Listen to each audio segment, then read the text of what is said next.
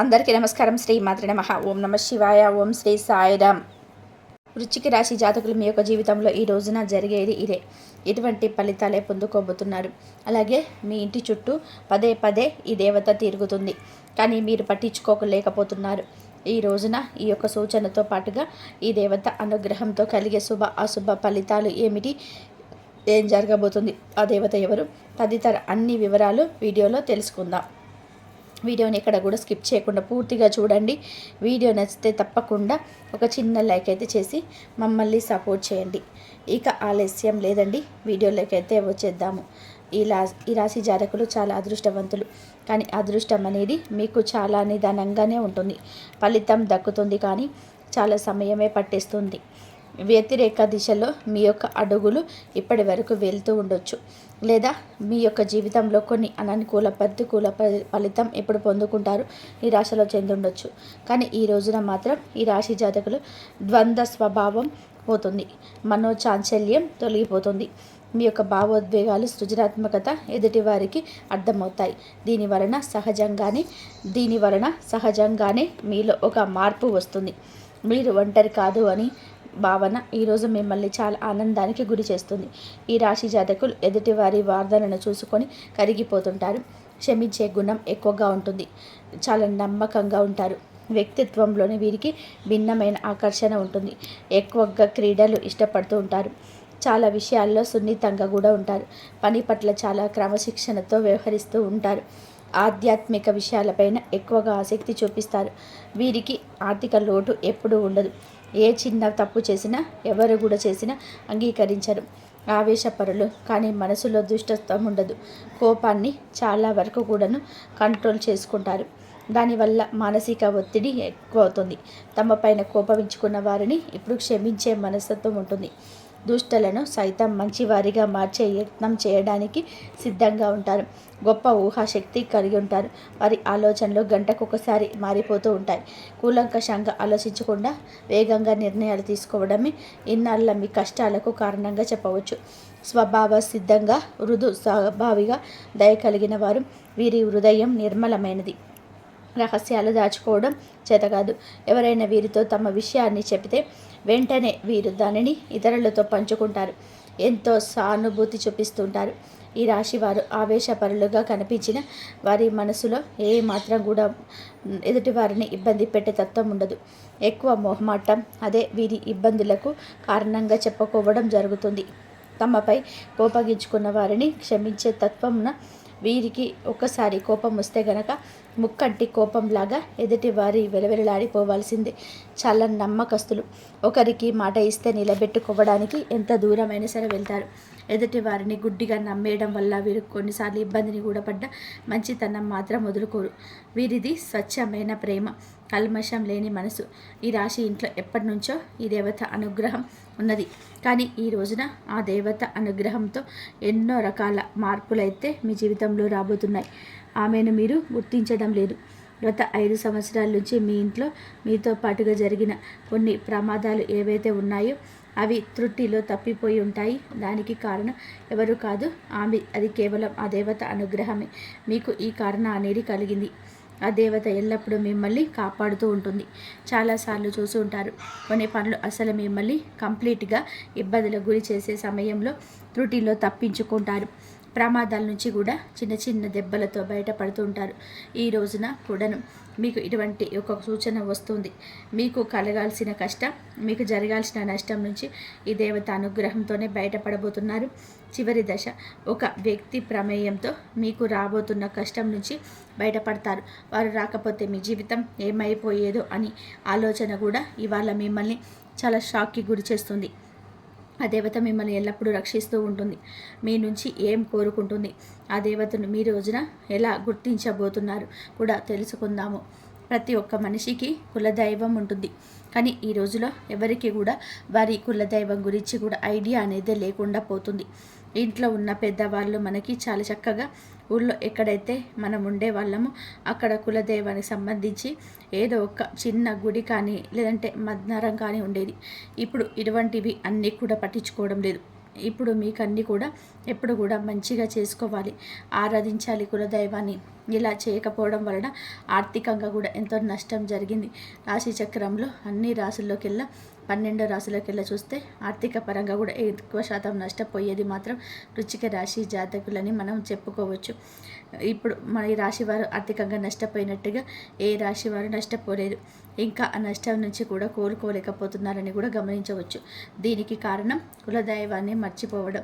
కులదైవాన్ని కానీ మీరు మర్చిపోతే మాత్రం చాలా రకాల అయిన ప్రాబ్లమ్స్ని మీరు పొందుకుంటారు, చిక్కుల్లో పడతారు. ఎందుకు అవుతుంది అనేది మీకు తెలియదు, కానీ ఆ కారణం తెలియక సతమతం అవుతూ ఉంటారు. మనకి ఎప్పుడు కూడా ఏ విధంగా జరుగుతుంది అని ఆలోచనలో పడిపోతూ ఉంటారు. అమ్మమ్మ, నానమ్మ, తాతయ్య ఎవరో ఒకరు ఉంటారు కదండి.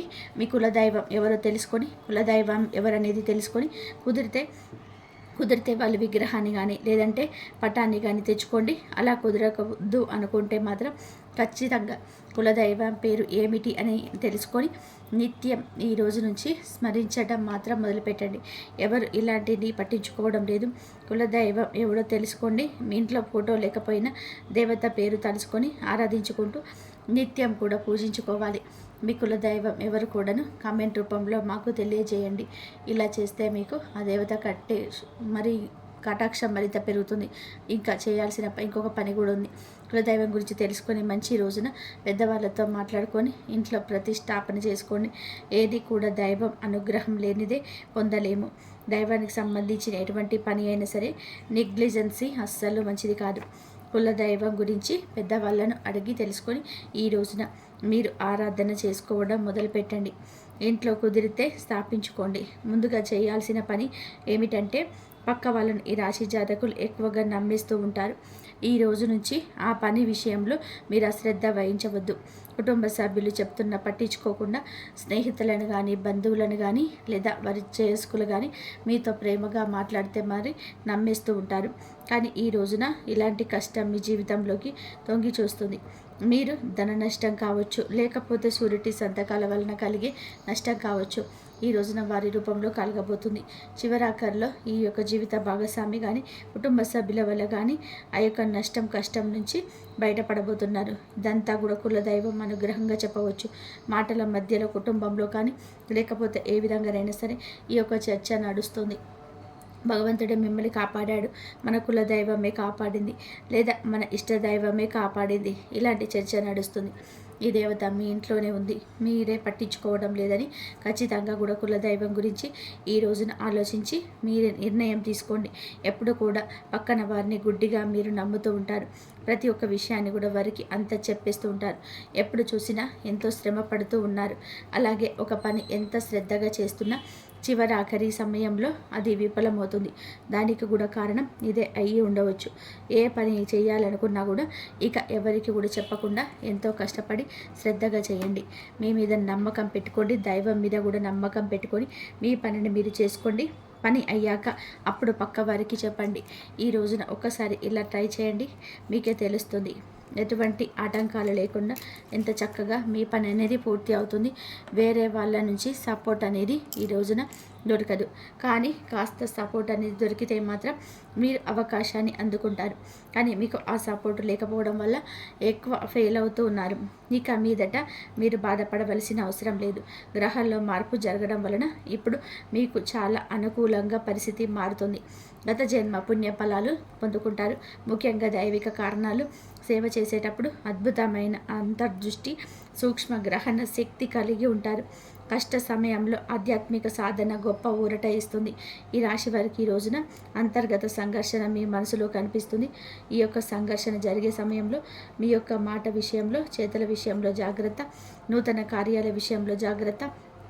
ఏదైనా సరే ఎవరితో మాట్లాడేటప్పుడు ఎక్కువ గొడవలు కూడా పూర్వకంగా కాకుండా వారు చెప్పేది ఆలకిస్తూ ముందుకు సాగండి. ఈ రోజున ఏ నిర్ణయమైనా సరే కుటుంబ సభ్యుల యొక్క సలహా తప్పక తీసుకోండి. ఇక మీరు ఏదైనా ప్రాపర్టీ కొనాలని కానీ వాహనం కానీ కొనాలి అనుకున్న ఈరోజు తీరిపోయే సమయం ఆసన్నమైందని చెప్పుకోవచ్చు.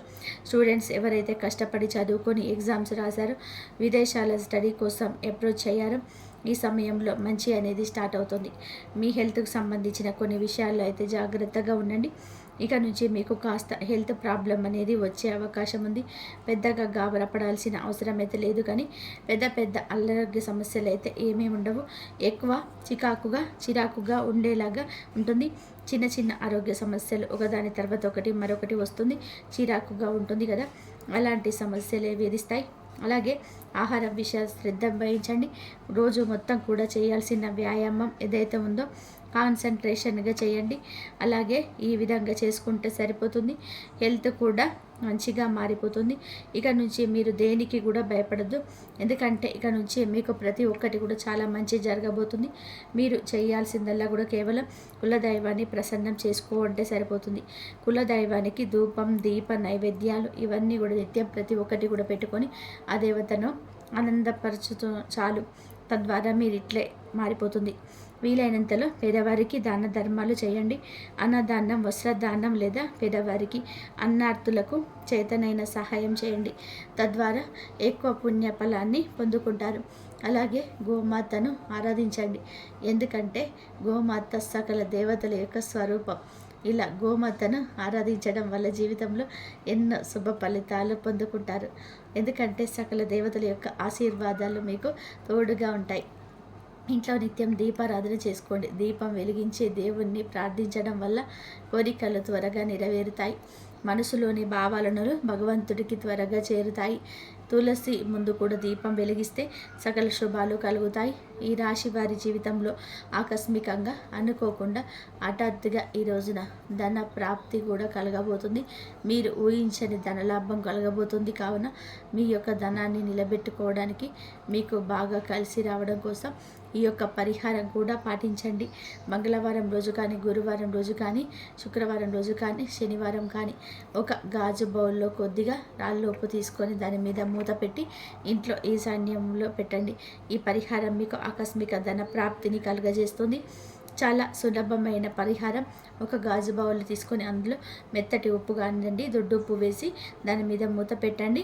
జాతక దోషాలు తొలగిపోతాయి. ఖచ్చితంగా కూడా ధనం మీకు నలు దిశల నుంచి వస్తుంది. ఆకస్మికంగా ధన ప్రవాహం కలుగుతుంది. సాయంత్రం పూట సంధ్యా దీపం పెట్టేటప్పుడు ప్రమిదలు ఆవ నూనె పోసి పెట్టండి. నువ్వుల నూనె పోసి దీపం పెడతాం కదండి. ఊహించని విధంగా డబ్బు రావాలి అంటే ఆవ నూనె పోసి దీపం పెట్టండి.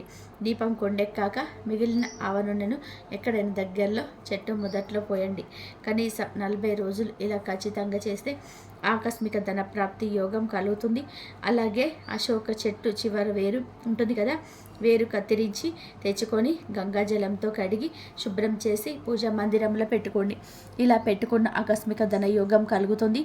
ఎవరైనా సరే మీకు లాఫింగ్ బుద్ధాను ఇస్తే కనుక, బహుమతిగా ఇస్తే తొందరలోనే డబ్బు కలిసి వస్తుందని చెప్పుకోవచ్చు. కులదేవతలకు మాత్రం అమావాస్య రోజు అంటే చాలా ఇష్టం కాబట్టి ప్రతి అమావాస్యకు ఒక్కొక్క నైవేద్యం చొప్పున 11 అమావాస్యలకు ఖచ్చితంగా కూడా అమ్మవారికి నైవేద్యం పెడితే మీకున్న కోరికలు కూడా అన్నీ కూడా నెరవేరిపోతాయి. మీరు ఆర్థిక సమస్యల నుంచి బయటపడాలి అంటే, అమ్మవారి అనుగ్రహం మీకు ఎప్పుడు కలగాలి అంటే మాత్రం లక్ష్మీదేవి రేపు శుక్రవారం కదా, అమ్మవారి కనకదార స్తోత్రం చదువుకోండి. అమ్మవారి అనుగ్రహం ఎప్పుడు మీకు పొందుతుంది. పొద్దున్నే 6 గంటలకే ఒక 3 సార్లు కనకదార స్తోత్రం చదువుకోండి. అలా వరుసగా ఒక 11 రోజులు కానీ 21 రోజు కానీ అట్లా రోజు కనుక చదువుకున్నట్లయితే మీకున్న ఆర్థిక సమస్యల నుంచి బయటపడే మార్గాలు అయితే మీకు దొరుకుతాయి. ఎన్ని సమస్యలు ఉన్నా సరే బయటపడతారు. అలాగే శివారాధన చేసుకోండి. అమ్మవారికి అలాగే మారేడాకు పెట్టి మీరు కనకదార చేసుకోండి. అలాగే శివారాధన కూడా చేయండి. శివారాధన చేసినట్లయితే మీకు మంచి జరిగే అవకాశం ఎక్కువగా ఉంటుంది. శివుడికి అభిషేకం చేసుకొని శివుడికి బిల్వదళాలు పెట్టి ఇలా అమ్మవారి అనుగ్రహం పొందండి. శివుడి అనుగ్రహం పొంది మీరు ఆయురారోగ్య అష్టైశ్వర్యాలతో ఉండాలని